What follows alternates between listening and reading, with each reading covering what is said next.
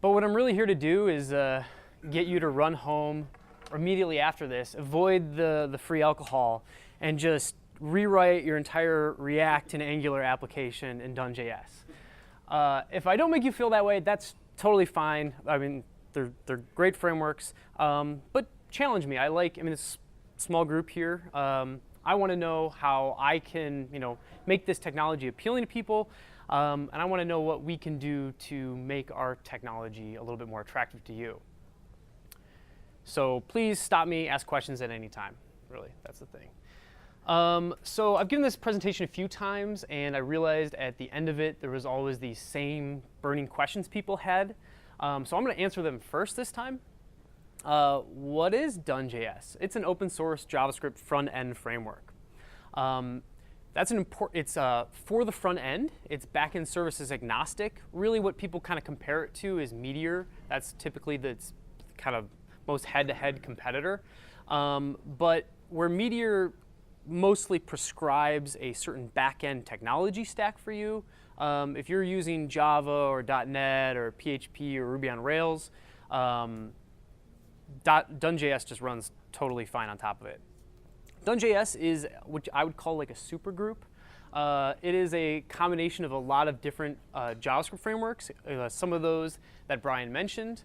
StealJS are really the big two. One is, StealJS is very much like Webpack, except it's built on SEM.js. Anybody heard of SEM.js?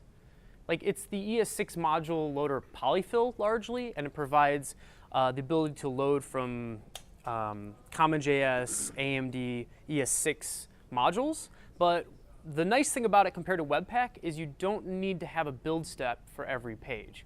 It can do the require.js thing and load all your files. So it's built on a lot of different sub-projects. We'll see bits and pieces of them as we're going through this. We won't really touch about the documentation, the testing side of things, but it tries to combine all of those together. It supports IE8. It runs on every operating system, supports every version of Node. And the most important thing is it's not a new framework. How many people have JavaScript framework fatigue here? A little bit, yeah. I feel you.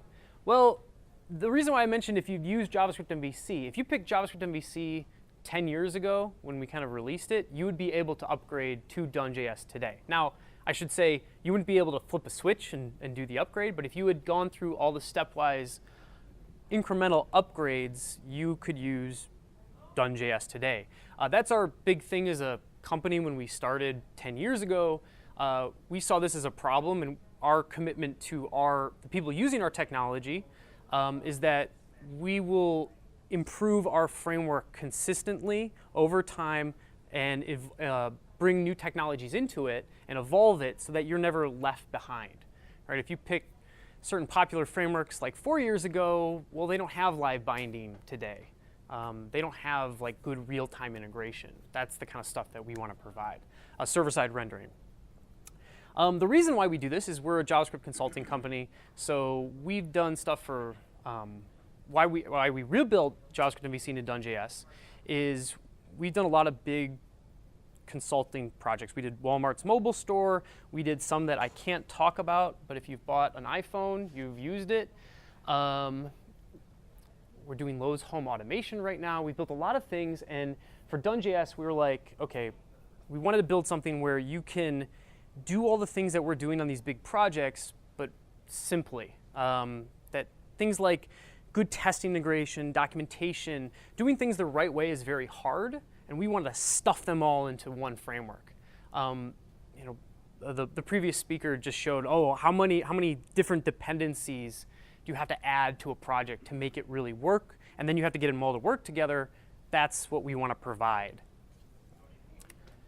So we really have a lot of everything that you would come to expect in a modern JavaScript development, which we'll see some of these as we're going through an example app in a moment. But the real place where I think Done.js shines is its performance story. And the best way to talk about it is really to compare how Done.js applications work versus how traditional single-page JavaScript applications work. So traditional single-page JavaScript applications, for the most part, you send back a skeleton HTML, which I'm showing here, and then JavaScript takes over and does everything, builds all of the other HTML. Who's built an app like this here? Most people have, right? And the reason to build this is it's so nice and maintainable. You have your back-end developers doing back-endy things, and you have your front-end developers making HTML and CSS. Nice logical separation in your entire application. The problem with this is performance. That's the big issue. What it takes to go from hitting enter in your URL, in your browser, to seeing a fully rendered interactive page. So if you're building an app that way, the traditional breakdown is user hits enter, hits start, and the server sends back that skeleton HTML. And while the JavaScript and CSS is downloading, you might see a spinner. And then if you're using like a naive, like if you're using require.js or in a naive Webpack implementation, you tend to bundle your entire JavaScript and CSS into one big file and then download that. And you download it too slowly. You download it not from a CDN, Content Delivery Network. You download it from your local application server. Right? So traditional setup, you're downloading your code too much for one page. You're downloading everything for the entire app. You're downloading too much, and you're downloading it too slowly. So that's a problem. And then finally, once your JavaScript, is downloaded and starts running, well, now you need to go load your data for that page. So you'll see more spinners sometimes. And then finally, you have your fully rendered result. So with Done.js, Done.js has what I think is the best server-side rendering implementation. And happy to talk about that, the reasons for that in detail at the end, but it uses zones for those who are really in the weeds of JavaScript development. Zones is a great technology, but I'm not going to talk about it right now. Basically, what Done.js does is it takes pretty much however you write your front-end application. You don't have to write it in any special way, and it can server-side render that. It can see all of the XHR requests it would normally be making on the server, use a lightweight virtual DOM to quickly render that page and send that to the user, the fully rendered page, including the data that any XHR request made. And then it will, because it has good progressive loading and it makes it easy to deploy that code to a CDN, and make sure that your site, once it shows the HTML to the user, it's going to only download the minimal CSS and JavaScript needed as fast as possible to render your page.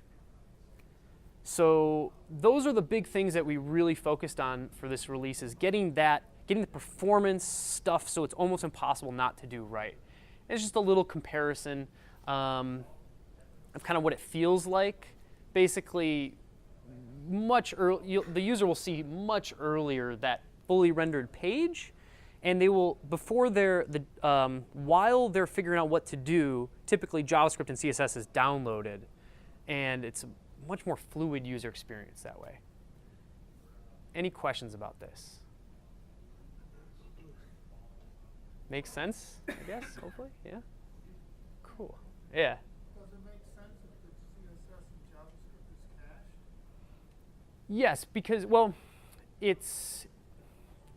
there's a lot of different combinations of things, right? There's a first time a user comes to your site, and that's really where performance is, empty caches. Even a lot of times users have been to your site before, they have an empty cache, surprisingly high empty caches. The server-side rendering still helps in that situation.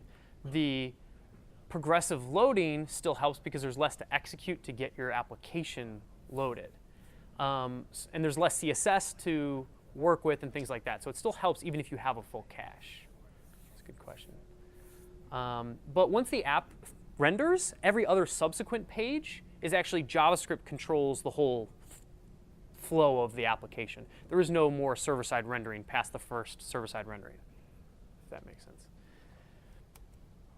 OK, so now we're going to use Done.js to build a simple chat application, which is the hello world of real-time applications. It looks like this. There's a simple there's a simple tabs widget with a Start Chat button, and you click that, and there's a list of messages on your server, and you enter your name. So this is what we're going to build. We're going to see a lot of the kind of core benefits to Done.js and some things that outside even performance, how it does real time is probably one of its other main strengths. And we're going to do these, well, that skipped real fast for some reason. Hold on. Should say 1. Okay, we're going to, first we're going to set up we're going to do these 8 steps here. We're going to set up the app, we're going to add Bootstrap, we're going to connect to a real-time service, and then we're going to set up our different pages, and we're going to deploy that to production, and then that last step shouldn't have been shown. Just hopefully nobody read it. Good. Hopefully not, because it's an awesome step, and it's supposed to be a surprise, and somehow the animation is acting trippy. So at the end, your minds will hopefully be blown. So we're going to build this chat app, and to start a Done.js, of course, any new framework has to have a nice CLI. So we're going to install the CLI. And then we're going to create a new app.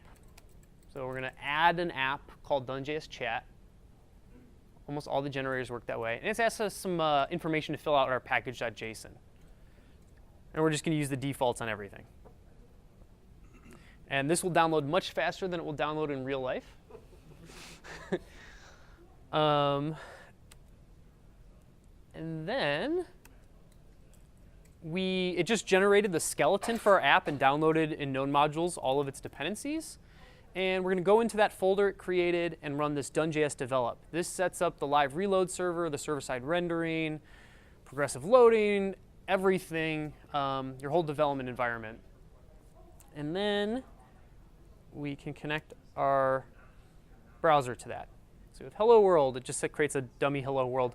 We're in the process of making it a little nicer, more rich initial experience. But we got all the other important stuff done. You got 2 different ports you're using, 8080 and 8012. So one port is for the live reload, which will this is the hot module swapping, if you've heard of that. I'm actually about to show that. And the other is for the actual server-side rendering, the real server. As I said, though, important thing is Done.js can be used with any other backend technology. So this is you just need to host, if you want server-side rendering, which is really good, you just need to host a little node server, but that can act as a proxy to your .NET application or Java app or PHP. So this is what it generated on the left here, this folder structure.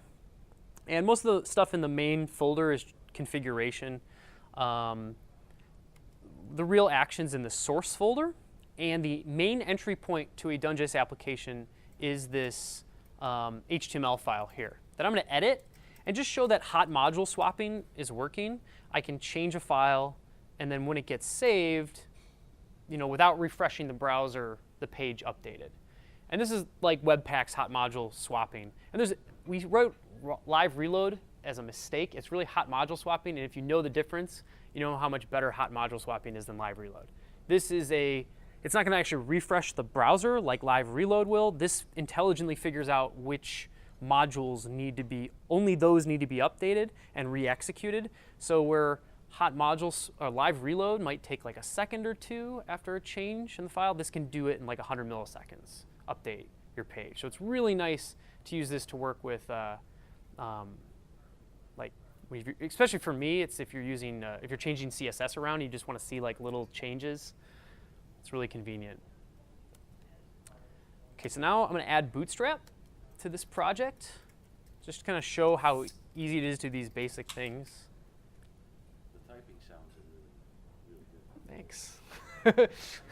That's real typing, too. These fingers have worked very hard for many years doing that to perfect that sound. So I installed Bootstrap, and I'm going to save it as a dependency to my project.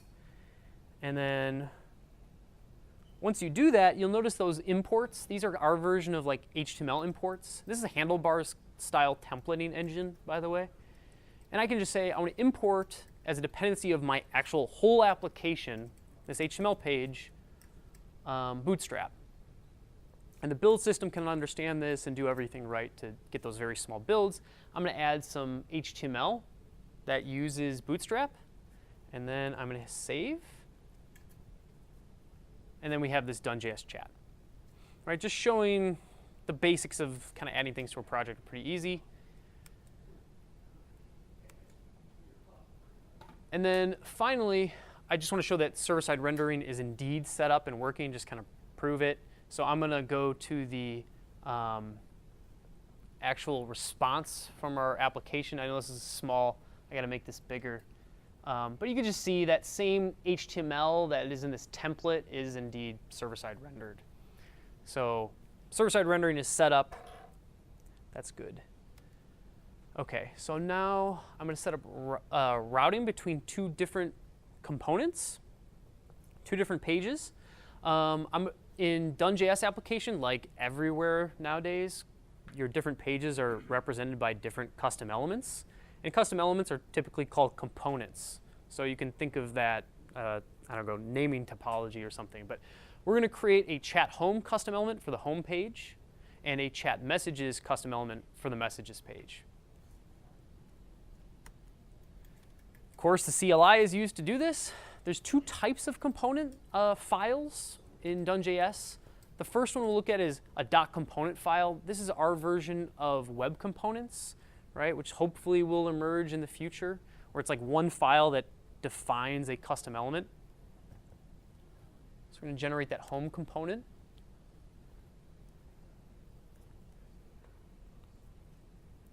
And this is what a dummy home component looks like. And it's got everything that you would need for like a custom element. It's got custom styles, a template that is the contents of that custom element, and a view model. This is a very dumb widget we're making. It's just going to say StartChat. So we're going to get rid of all of that other stuff, and we're just going to make a link that says StartChat. And this, I'll let it go for a second before I explain what it's doing.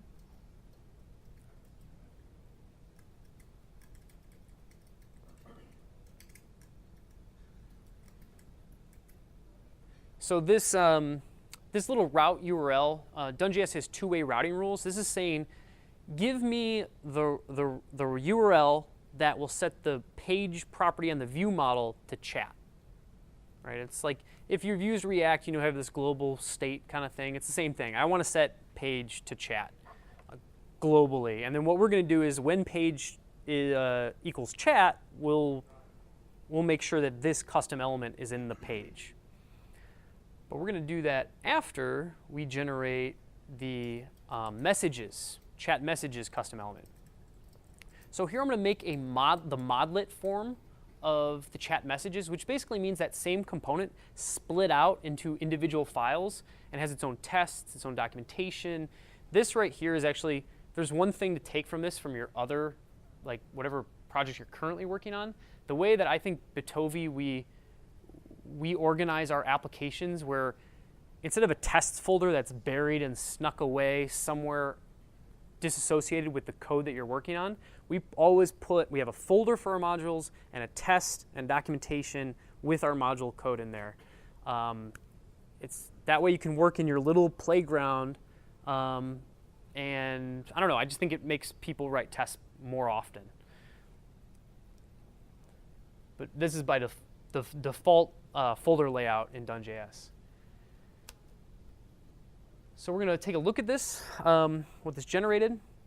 Generated this messages folder with everything broken out, its own test page, own demo page, that kind of thing, for this messages custom element. And we're going to put the same kind of code. We're just going to make a link back to the home page. So we just say, give me a URL where the page property will be set to home. That simple. And now this is our applications view model. This will have that page property on it. but what I want to make are pretty routing rules that translate the state into what the URL should look like. So I don't want it page equals home. I want it to just say /home or /chat. And I don't want to even say /home. If it's just /, I'm going to have the default page property be home. This is how you set up pretty routing rules.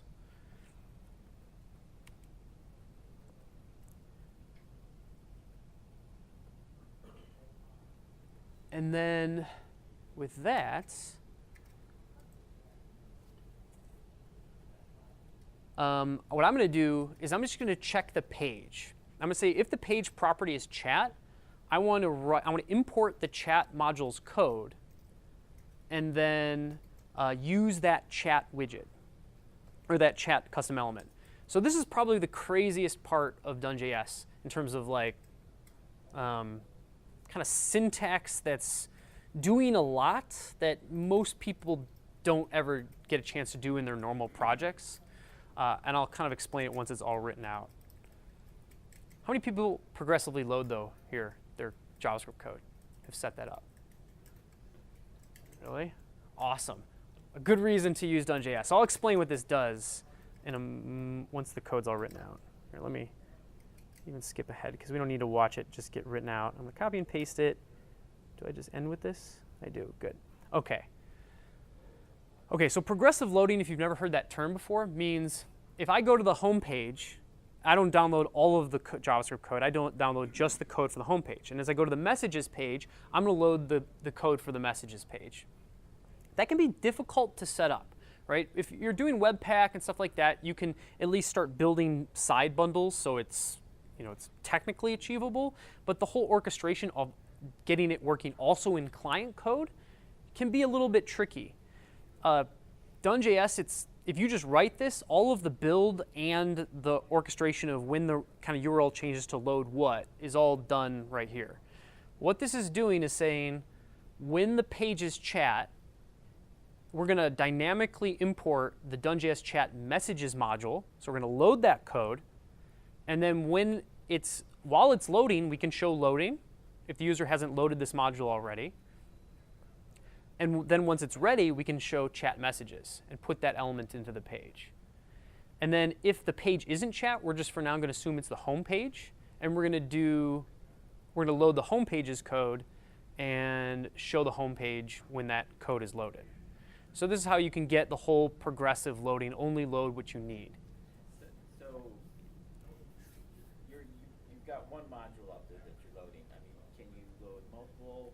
Yeah, Can you sequence them, or can you do everything asynchronously? It is all asynchronously. That's why it would show loading while that module is loading. You wouldn't typically want to sequence them. I mean, you can make chat messages itself also progressively load things if you wanted, but you wouldn't want that. You typically want, well, a lot of times what we do in our production apps is we'll background load all of the other modules. So if you went to the home page, we have something that right after the home page is loaded, we'll start progressively loading like the messages page and the login page and every other page in the background, just those modules, not execute them, so that if someone goes to those pages, then they're never even seeing the loading. So you're going to show us that next? Or? No, I'm not going to show that. This is a simple. You're not going to show that? Well, I can show at the end of this like the 6 lines of code that it would take. But this is a video, so it's suspenseful. If I was live typing this, I could probably do it at this point, but I would not. I'd stumble on my words even more than I am. So now we can go back and forth between the home page and the chat page. Let me just show it again, right? So we. Oh. Can I ask a question before you? Yeah. I'm a little confused. I'm getting more confused. But your page index.stat, Mm-hmm. that's the way you pronounce it. It has like custom elements, can import, and it's got like mustache type.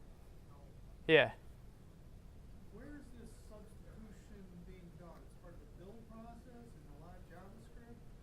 Maybe The substitution of what part? you're eventually getting to HTML. I mean, Yeah. the source of your little window there, what would you see?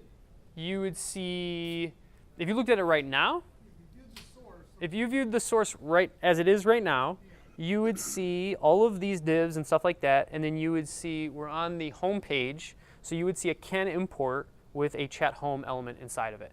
But that other stuff following closing H1, the pound equal page chat. Yeah, you would not see that. It's like if you've used any live-bound templating engine, like you'll know that you don't see everything that, like the code. It's the exact same principle. That's a good question. Any others? Cool. Yeah, like I was saying, this is the unlike anything else part of Done.js, is how it assembles progressive loading and figures and kind of weaves that with loading custom elements all into one. I think if you've never done any of that, a little crazy, but to me very terse, easy syntax to wire that stuff up. So now I'm going to finish the messages page to actually get it so we can type in a message and so forth. Now the messages page, we need to be able to create messages. So I'm going to add a model, and Done.js has supermodels. These are to connect with. These do real time really well. They have a local storage with a fall through caching mechanism. They do. They can do things where, like, if you're requesting all to-dos that are complete and all to-dos that are incomplete, it can merge those requests and only make a single request. Does a lot of fancy things in there.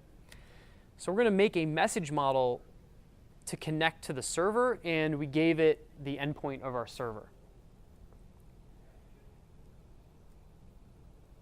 And whoop, I clicked forward too fast. So what I'm going to do is in messages stash, use that messages model. And I'm going to import, I'm going to say this template depends on that message model. This doesn't do progressive, by the way, quick side note. If it looks like this, the can import, if it doesn't have a beginning can import and an ending can import, this means it's a static dependency. The progressive ones is when it has a can import, some stuff in between a closing can import. So this just says this template, whenever you get this template, also pull in the message model. And then Done.js's models can be used programmatically. They can also be used declaratively in a template. And I can say, use the message model to get a list of data from the server. And the value of that promise, I can go through every item that we would get back. I think it can keep typing. I can go through, what this will do is go through every value, every message that we got back, and list each one's name and body. And then if there are no messages, it'll list, say, no messages. Yeah? With that can import, is that then statically blocking the template from rendering until it comes back? No, so in this case, the build system will see that anyways, and when it does a build of, like, so it's going to build the home page and the messages page, and it's going to see analyze their dependencies and kind of build a bundle for the home page. And in this case, it's going to see the messages page. Okay, the messages, this messages component, messages.js, depends on messages stash. Messages stash depends on the message model, so it's going to put all of them together in production. Good question. Cool. So there, all we're doing right here is we created a model that connects to a RESTful service, said use that model in a template to get all of the messages from the server, go through each one, and create a div for each one listing its name and body.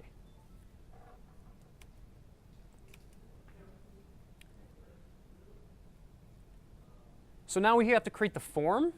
So I just created some placeholder. So this is the form to actually create a message. And you'll see here there's a place for a name and your message.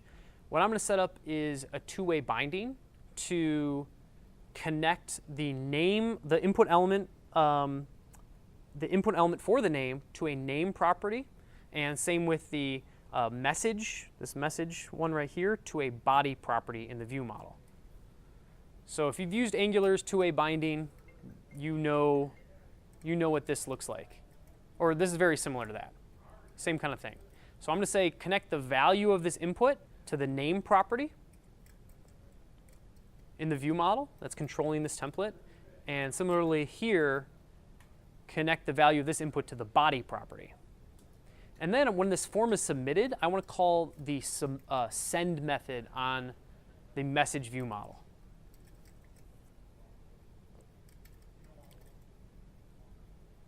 So that's how you do that. I listen to submit, and I call the send on the view model, and now we have a form. This form won't work because we're not creating a message instance on the server. So we need to do that next. How are you connecting this to the server's data model? So when I created that model, it created a message model inside here, which we haven't looked at. And that is basically, it's if you ever used Backbone's model, have you used like a model from a different JavaScript framework? Because it's any like most JavaScript frameworks have their kind of version of a model, and it's very similar to here. It's basically just like you can think of it as a bunch of JavaScript code that lets you easily create, like make requests to a server, get back data, but not raw data that's kind of been transformed into like, if I go get tasks on the server, I don't necessarily, I might want to have a complete method or a change due date method and not just raw data. That's what a model is in JavaScript. So there's a model that we're about to use to actually create the data. So we'll be able to see what it looks like programmatically. So here's the view model for the component. And what I need is the message model. So I'm going to import that module. And by the way, this is ES6 in case it looks a little strange. It is JavaScript. It's all valid JavaScript. I'm not writing a different language here. So my view model, I need a send method because that's what we wanted to call from the template or from the view. So I'm going to implement the send method. And I'm going to call prevent default so the form doesn't submit itself, of course. And then I'm going to, using the message model, I'm going to create a message instance with that name and body property that we were setting with the two-way binding. So I'm going to create a message with the name and a body, copied basically from the form. And then I'm going to save that. And then when that save is complete, I'm going to make sure that the body gets emptied out. It looks like you're using very much just the Done.js syntax. It doesn't look like you're using a lot of syntax from Angular or from jQuery or standard JavaScript. Looks like you're using a lot of.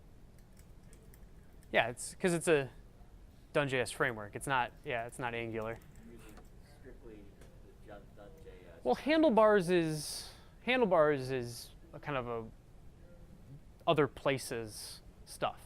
I don't know how to say that, but it's like handlebars. There's a bunch of different implementations of the templating engine.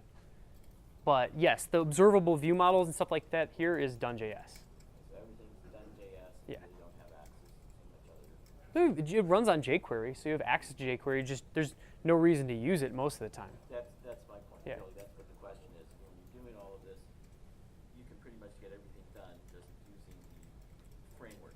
Yeah, most of the time. Now, there's still, I think Done.js does, especially CanJS, it provides good like exit strategies for when you just need to mess with the DOM. Right. But yeah, for an app like this simple, there's no reason to do that. OK, so there we just emptied out the body. Now we can actually create messages. So we'll have Adele say hello.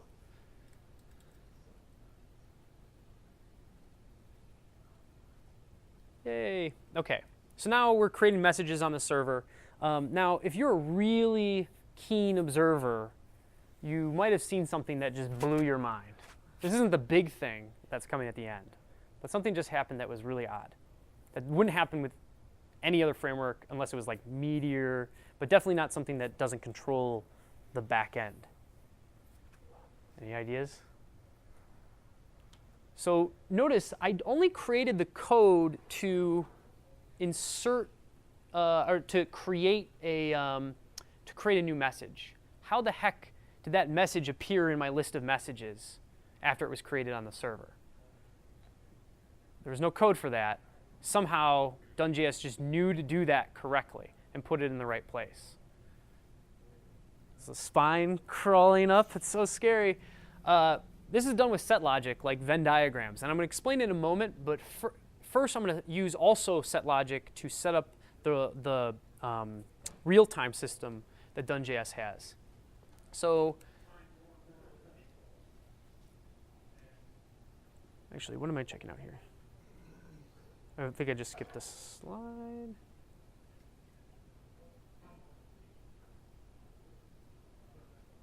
Oh, it's showing off. Sorry, I forgot I do that. I meant to skip that slide. That was showing off the local storage caching. So if I went back to the site, it would use local storage, show me it was in local storage, still make the request, and then merge the data that actually came back from the server, what was in local storage. No matter what framework you're using, this guy likes what I'm talking. He just thought of that. Yeah, that's smart. It is. Whatever framework you're using, this is a great strategy for getting better performance for your users. It depends on your circumstance, but if you can cache the data in local storage, what we do is we show what's in local storage to the user, and then we go make an AJAX request in the background. When that data comes back, we'll merge that data into the data from local storage. So the user experience is like instant data, but then you still present them eventually the real data. And a lot of times from a UI perspective, we'll disable the data so they can't edit it, but at least they're seeing something while that real data is being received. Yeah, it's a really good strategy of improving application performance.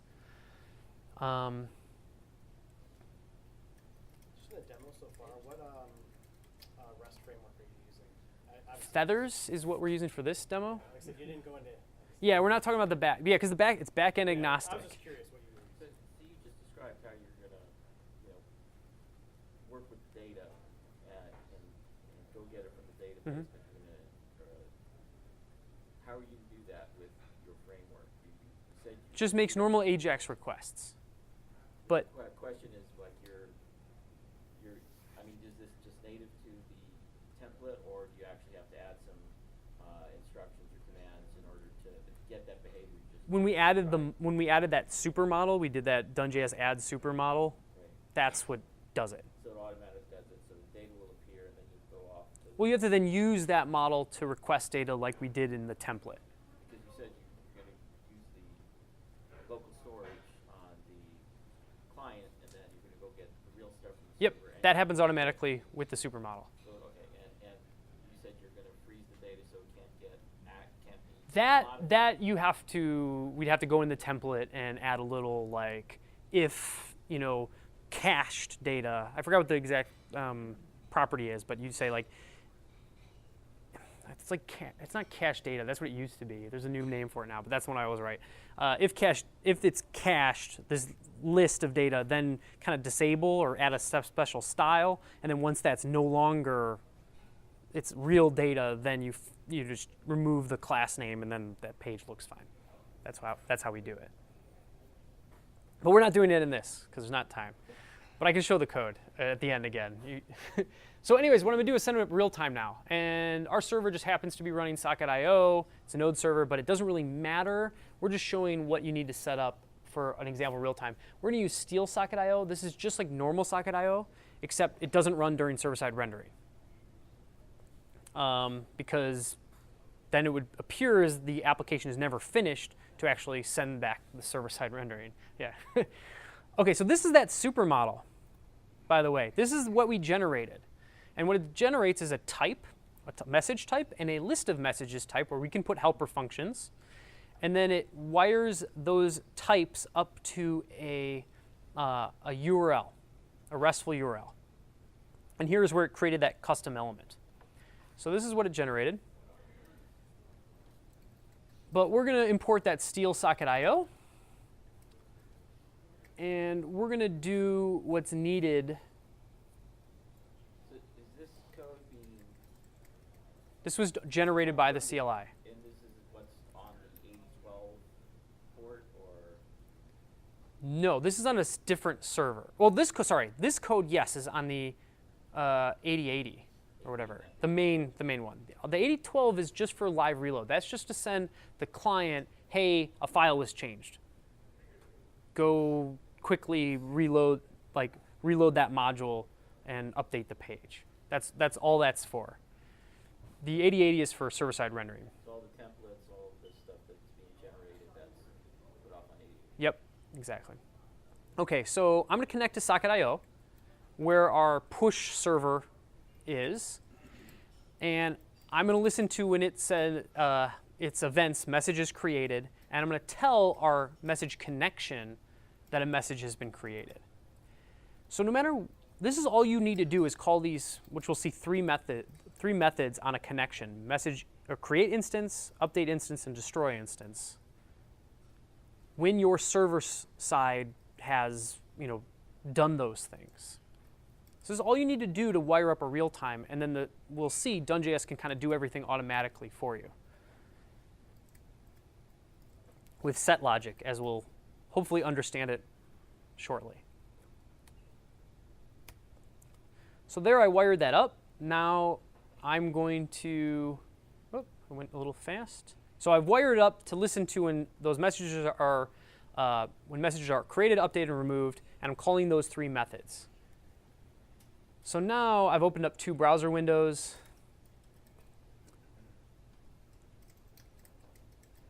And I'm going to have Adele again say something in one browser window, and when she hits send, the other browser window, it gets updated automatically, right? I didn't have to wire any code. I just tell the connection, the model, here's what's happened, and the model is able to update the lists automatically. And this is how it works. So I'm going to have to use a different application to better explain it, and this I'll use the other kind of hello world of all things, a to-do app. And you have to-dos that are new and to-dos that are assigned. And let's say, okay, we're going to go get those using that connection. We're going to say, hey, get me all to-dos that are of type new. And the other widget is going to say, give me all to-dos that are type assigned. So it's going to make a request. The server is going to send back some JSON data. And another set of JSON data is going to come back. What Done.js does is, didn't finish the arrows. What Done.js does is it associates the parameters used to request data with the data itself. Type new, it puts these things in what we call a list store. Kind of manages all the lists on the page for you. Type new represents a set, right? It represents a set of all to-dos that are type new, and type assigned represents a disjoint set, at least in this application, of all to-dos that are of type assigned. Did I say assigned twice? Type new and type assigned. If you think about it, like if you just requested all data with empty curly braces, that is all data. That's a global set. So Done.js can do a lot of stuff off of this set awareness, including make real-time systems work automatically. And how it does it is, let's say now the server eventually called a to-do connection update instance, which means that, hey, to-do number ID 2 now looks like this. It's now type assigned. What Done.js will do automatically for you is move the data from the first list, the type new list, into the type assigned list. And when it does that, because of live binding, the page is automatically updated. And it can respect sort order and things like that. So if that was actually sorted by something, it would put it in the right place. This is how we can have the same Meteor-like real-time behavior and things like that without requiring you to write the back end a particular way. Any questions about this? Cool. All right. So now let's finish up the home page. This is just to show we've been creating a lot of little widgets lately to make it easy to add these to a Done.js app. You can still use jQuery widgets just fine, but we're going to add a tabs widget to the home page. So I'm going to npm install bit tabs. You've been installing a whole bunch of different modules. Where's this? You got a huge list of modules It's library? Or? yeah, NPM is where we publish everything, and then we pretty much do a good job of us tagging it with Done.js or CanJS or whatever part that it weaves into. All those libraries and tools that you have. Is there a good source that you can go to Yeah, and look at all of them? NPM and then Done.js. These ones are all part of the guide. I mean, these are like the guide. NPM is probably the best place to start searching for them. Some community member is making like CanJS Rocks, which has a bunch of, but I don't know where that is yet. It's like a layer on top of NPM that people can give more like star ratings to and stuff like that. But I don't think that's done yet. So NPM is, yeah. What's error handling like in these templates? Because in Angular, if you misspell something, you flail around for a while trying to figure out what went wrong, and it takes you forever. So if you misspelled like route URL, it'll give you a warning like there is no route URL helper. Anything that you like in the templates, it'll give you, or if you write a custom element that's wrong, it'll say, hey, I don't understand this custom element. So it's decent. The place where you need like there's a CanJS debugger tool is like you want to look up the scope and do stuff like that, then it gets a little trickier. But if you just misspell something, it's pretty good at letting you warn it. And the new 3.0 version is going to be using getter setters and object seal. So if you try to set a property that isn't like predefined, you can say, hey, these are my properties and I want to seal this object, and it will tell you, you just try to set a property that doesn't exist. Because that's where it really is setting hard to know if the property exists, but that's coming 3.0. Okay, so here on the home page, I'm just going to add that, I'm going to import the tabs widget. So I'm going to say load bit tabs. I want the unstyled version because the styled version conflicts with Bootstrap. And I'm going to just add that, and then it created a tabs widget. You can see there's a bit tabs and the bit panels. I need to make sure the styles look right. Add a little padding here. Yay. So that's just to show like what we work with a lot of designers. I'm sure you guys might too. It's nice to give them, a bunch of widgets that they can quickly add and prototype with and things like that. Okay, so now we're going to do a production build. So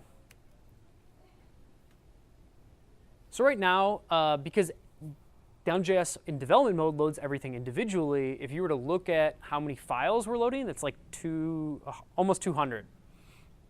A lot of files. Don't want to be doing that in a production setting. So we're going to do the build. Relatively easy to do. Just run Done.js build, and that whole progressive loading build is done for you.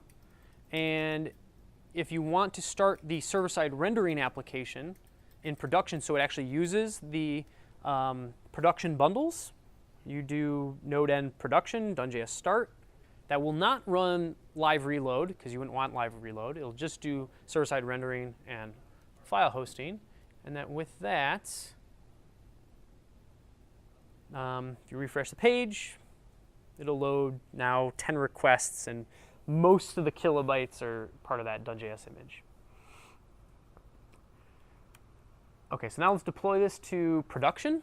Done.js has several generators that are made to go to different CDNs. We're going to use Firebase because it's free when you start and have a small project. I'm not paid by Firebase, so if someone's here works for Firebase and wants to pay me to show Firebase, I'll take the money. I'm going to sign up for Firebase. That's the nice thing about it. It's made pretty easy. Sign up for Firebase, give it a project name, Done.js chat demo.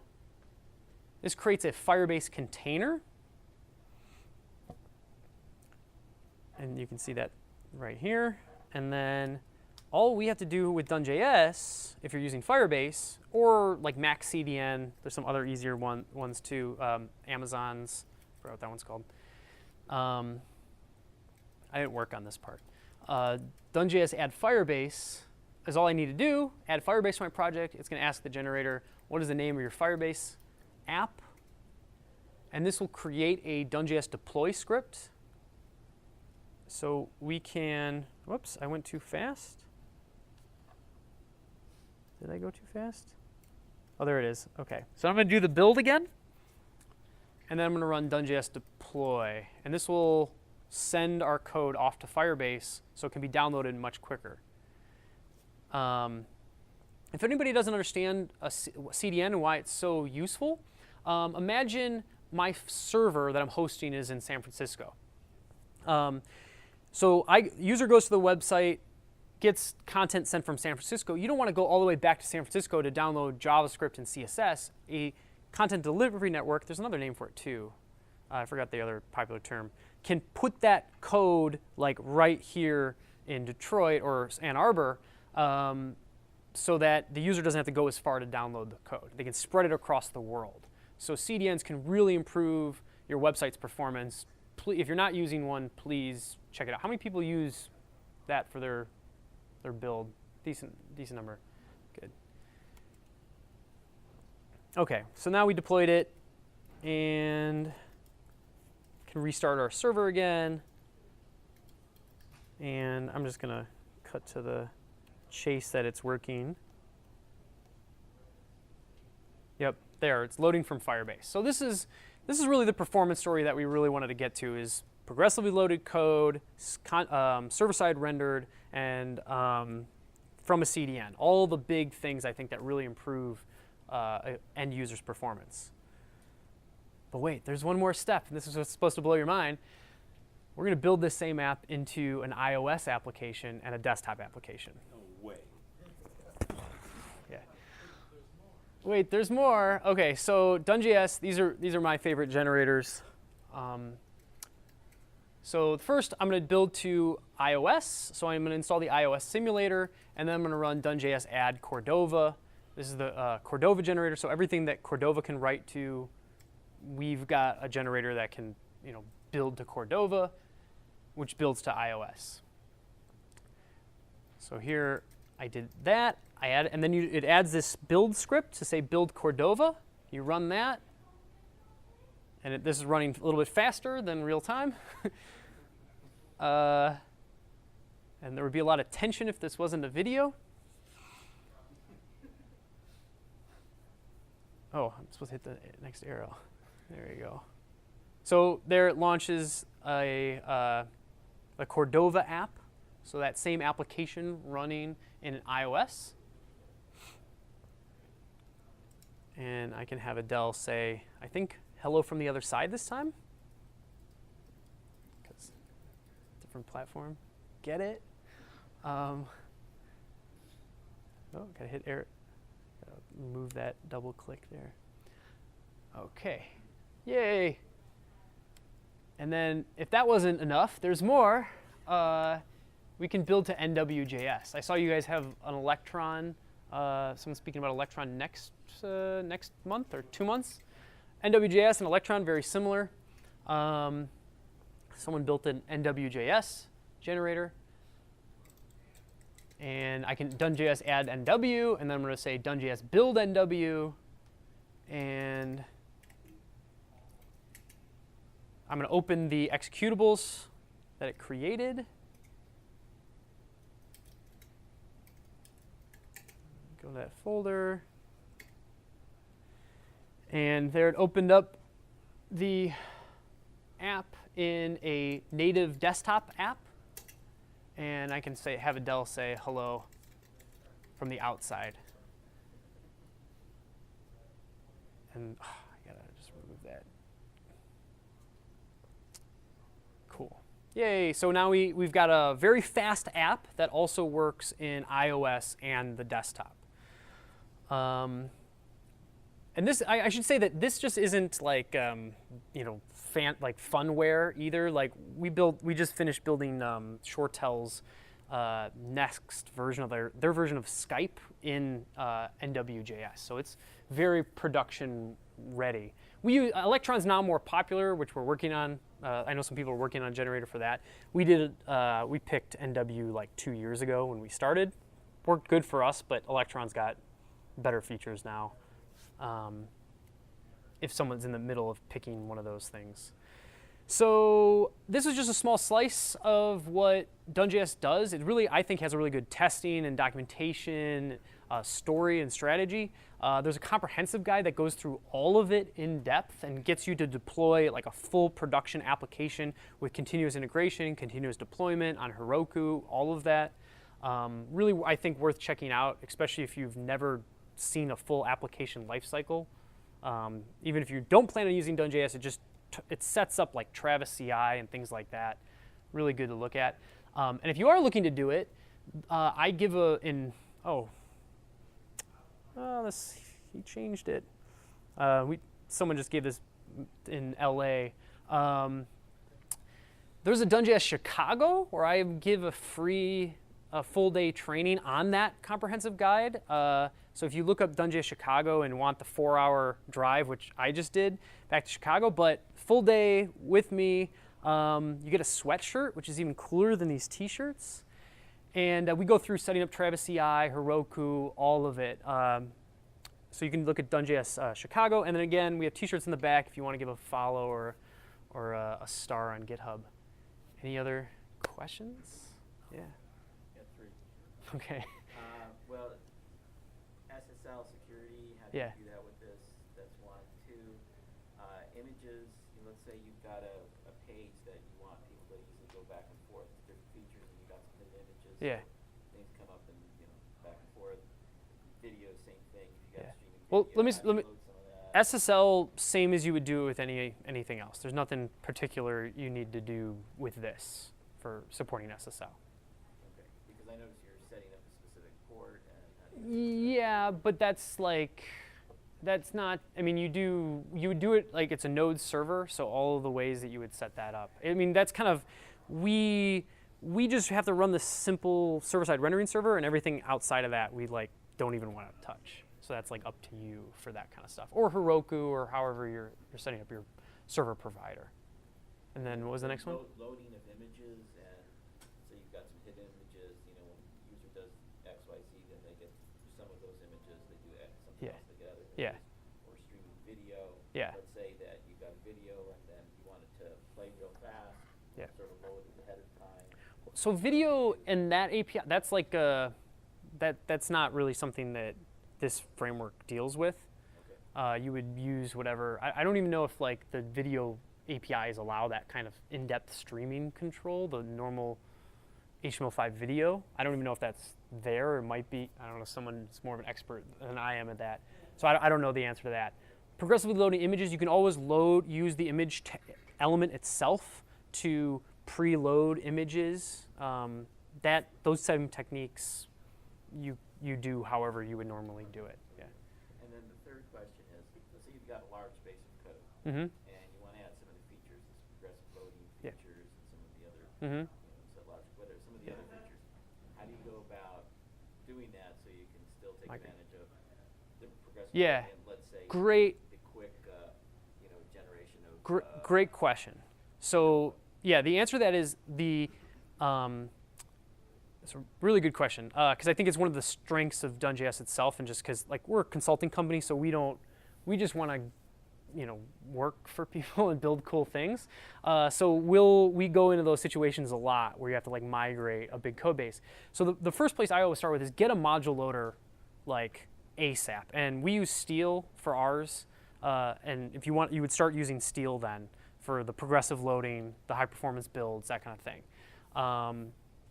For those who are really advanced in the audience, Steel has a 2-pass build system. So Webpack, it can do the progressive loading, but then it has a combinatorial build system, which basically goes through every combination of bundles to minify them, so you're only ever loading 2 or 3 scripts, because the combinations can get really large if you have 10 apps, if every one has to load every combination with every others. So it can do some really intelligent minifying there, but that's a whole nother thing. So use Steel to get the loading, and then the next thing is if you're a jQuery or plain-ish JavaScript app, you would use the server-side rendering bits, which are CanZone, and CanSimple DOM, or you could use JS DOM if you need a more complex DOM. What that basically means is you can use our zone technology to load up your app in Node and know when your server side is done rendering and actually set up server side rendering, as long as your application isn't doing anything like just bananas with the DOM. And even then you could like just comment that part out. But you can use our stuff to set up your own server side rendering, even if you're not using CanJS. It's trickier, but you could. I don't know if that makes sense, but yeah. Zones are awesome read up on them. They're going to change things, I think. Yeah. How's performance when you get to large data sets and stuff like that? Not performance like loading performance, but actual like parsing large data sets and stuff. Of like the model layer, or? Yeah. Or just give a list of thousands of items or hundreds of thousands of items. So it's so it's going to be like in that scenario, it's going to be slower than like a Flux React style app, because you're not going to have the conversion to like a different data type. Like we pull it in and then we convert it to a message type, right? Which can have methods and things like that. You know, if you're in that situation, you're just going to deal with raw data the whole time. I mean, it's not bad. I mean, we've tried to optimize that, I mean, forever. I would say it probably becomes noticeable once you're over 1,000 items, maybe. Like that flip, maybe then you get to 24 milliseconds territory to render that and convert it to types.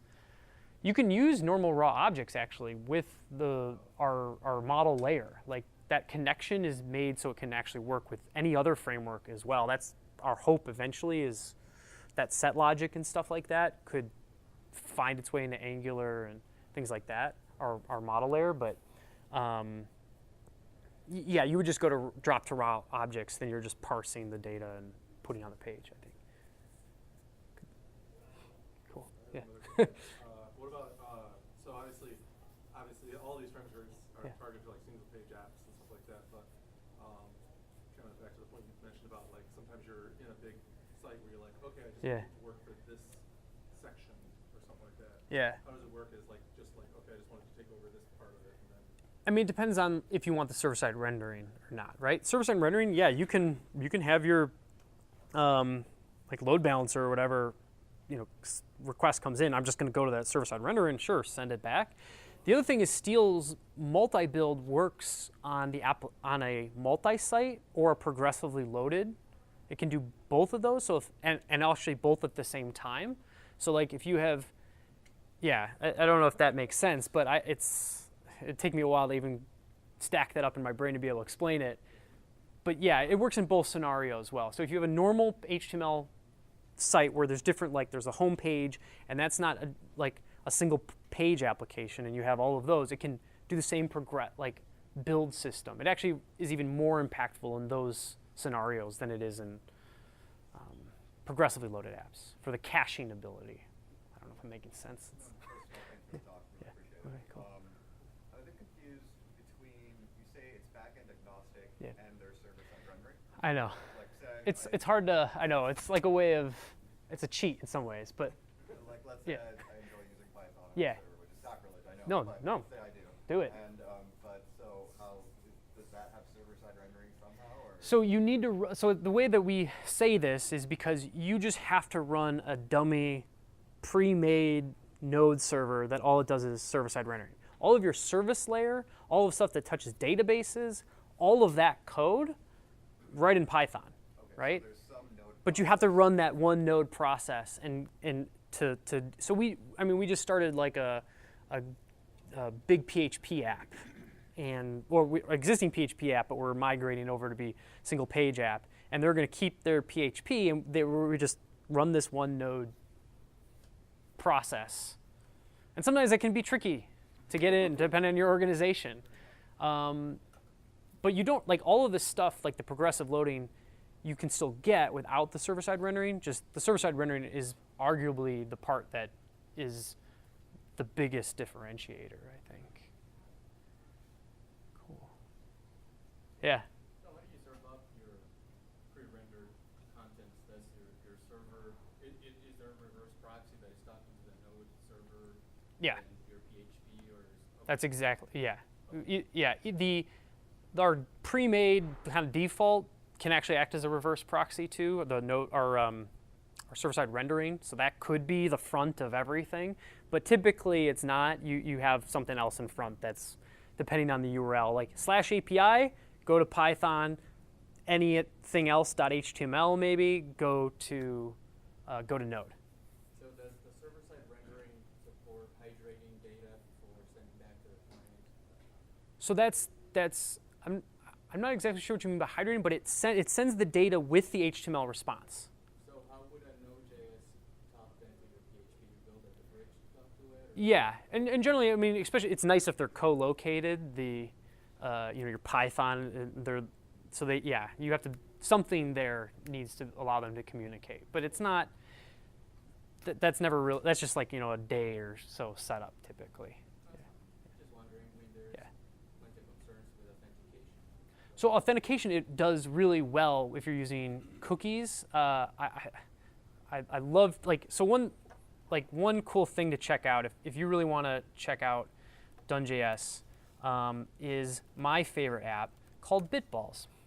I made this. I do a charity basketball tournament, and you see server-side rendered and stuff like that, where you can go.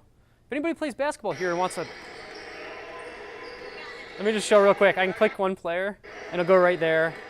It'll go to 1 point. It'll go to where they scored.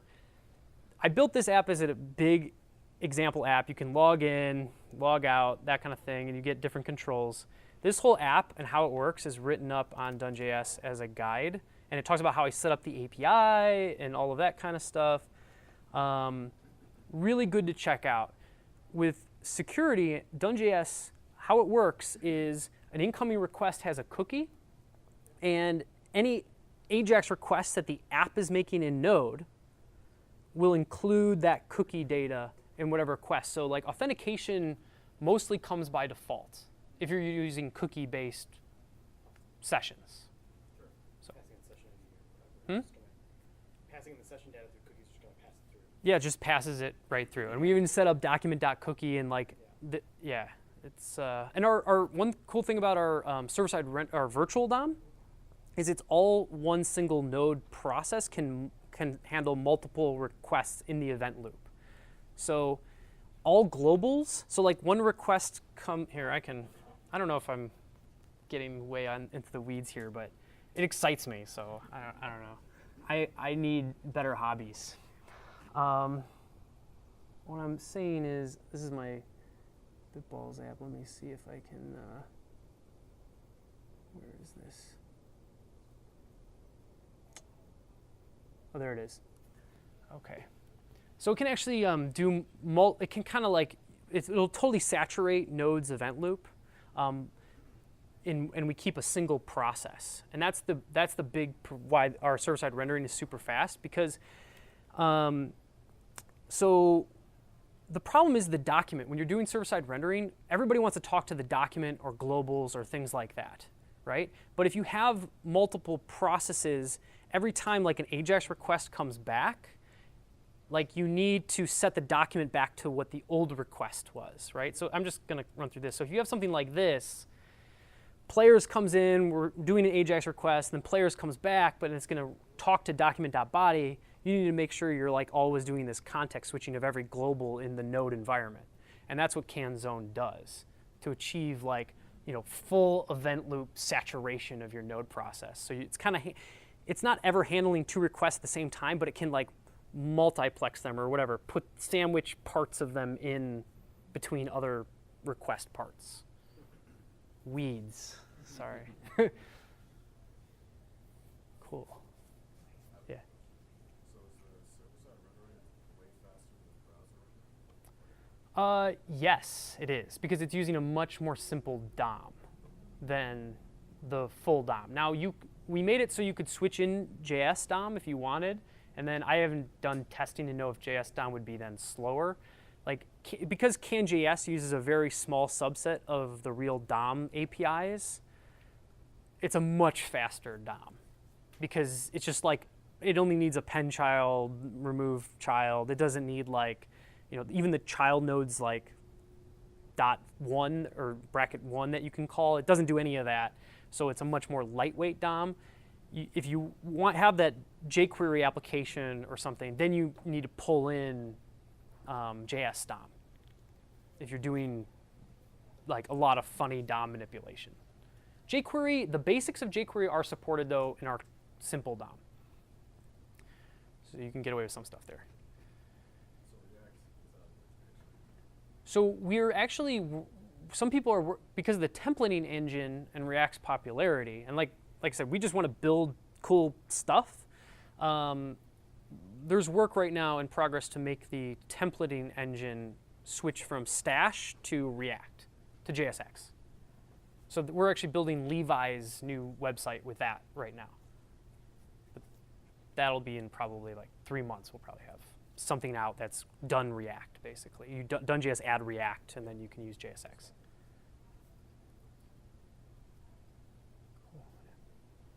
So for the server-side rendering of the API calls, is there a way to like only execute some API calls on the server and then some on the client? Right now, with an if-else, you can just check which environment you're in. Are you on Node? And then we have this like Steel platform that just kind of lets you know that stuff, and you would just say, if in Node, make this request. If not, don't, or vice versa. Yeah, it's not elegant, but it's functional for where we've needed. Like this, my Bitballs app. I know it's a funny name, but it's Bitovi plays basketball. It's for we've raised money for the American Stroke Association. It's a good cause. So that you just see like, oh, we don't want to render YouTube's API or load YouTube's API. We only want to do that in the browser. So we just have like a, basically like if Node, don't do any of that. And that works well. How many sites or projects have you done this full stack on? This full stack, we've got like a lot in progress right now, but completed. samsclub.com is the only in production version of all of this. And this is like some of the stuff, it's not quite the same as that.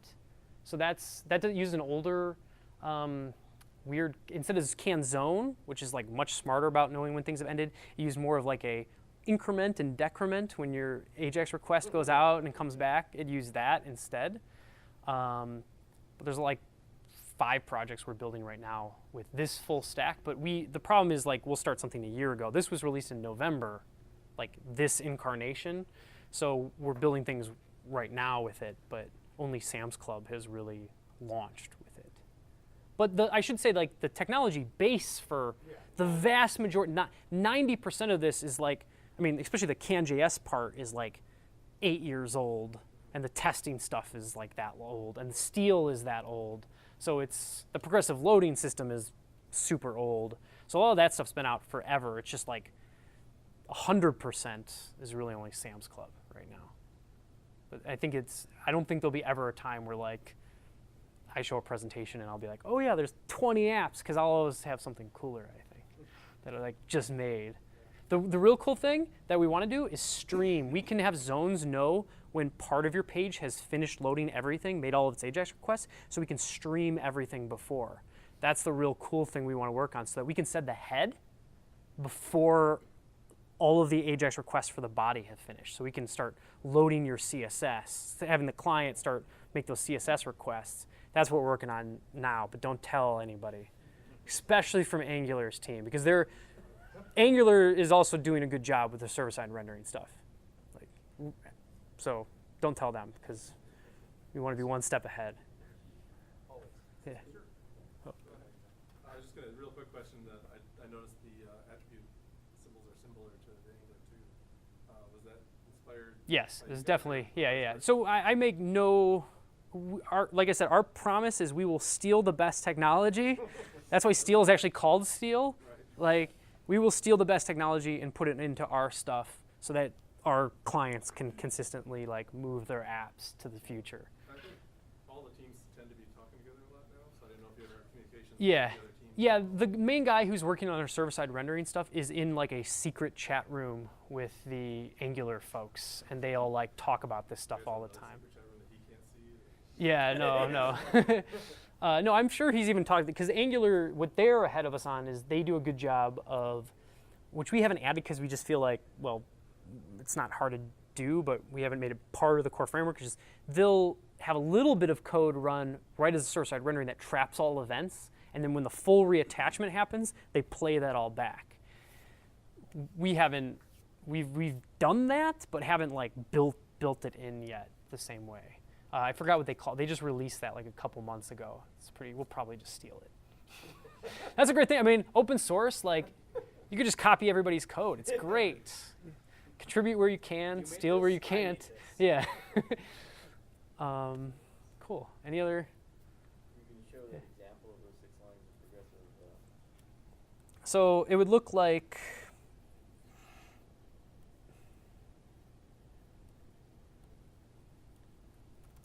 it would just look like this. System.js is the loader. You would do something, there's a steal.done. This lets you know when all the core modules have finished as a promise. And you would put this somewhere probably in your main part of your application. And then you would do a timeout of maybe, I don't know, a couple milliseconds just to make sure that like anything else that might be lingering, or maybe a second. I would probably make it a second, just in case there was like images. But the user, the stuff will still load if the user goes through. This is only to kick off like a background, a pre-caching system. This isn't like delaying any. If the user goes to one of the other pages, it'll start loading that. You could play with whatever you wanted. Why don't you just preload everything anyway? Because you don't want to preload it while other things that are important for the user are loading. You only want to load once the user's got their full site and they're looking at it. Well, if the stuff's in the background, what's the harm in just the timing of the No, because most browsers still have a limit to the number of connections that they can create. So you wouldn't want to surpass that. I don't know what the limits on all the different browsers are.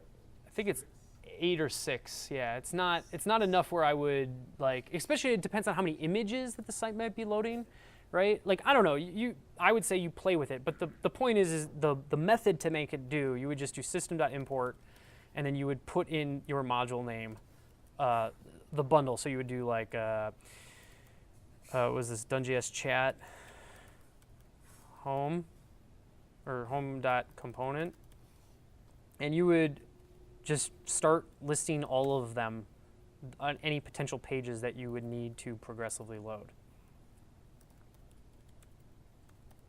Or it's just messages, I think.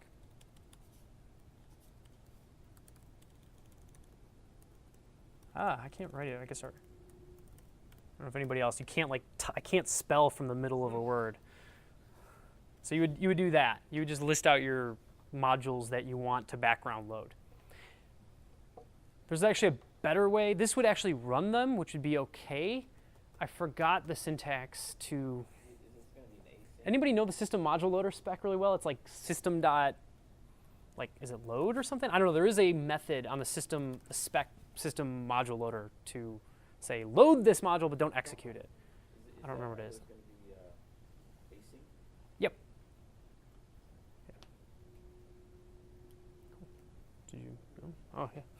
More along the lines of leveraging your server-side rendering and all this dynamic module loading. HTTP2 is definitely Well, HTTP will just change the game on how you would set stuff up. I was just wondering if you've done any tests per se, because a lot of the landscape is going to change with a lot of questions about preloading or whatever else, because since you're actually making use of your server-side rendering, you can leverage that to set up your own infrastructure to automatically push resources that are needed by your app before they even hit a script tag or whatever. Yeah, I mean that's kind of what this is doing. And HTTP2, I said HTTP last time I think. Like that, I mean that you just all the bundling and stuff like that will just it'll disappear for the most part. I mean you'll need to know the dependency graph, but you can be so much smarter about only just only send what's needed in one payload. Maybe split it up into multiple so you can get some parallelism. I don't know. I do know that Guy Bedford, the guy who works on StealJS, he's done a lot of like pre-thinking about this stuff. So I'm mostly just going to ride his coattails on what his ideas are, is my plan. He's a good person to check out for all of this module loading stuff. He really knows what he's doing. Cool. All right. Who wants to get a drink? Let's go. Yeah. Thank you.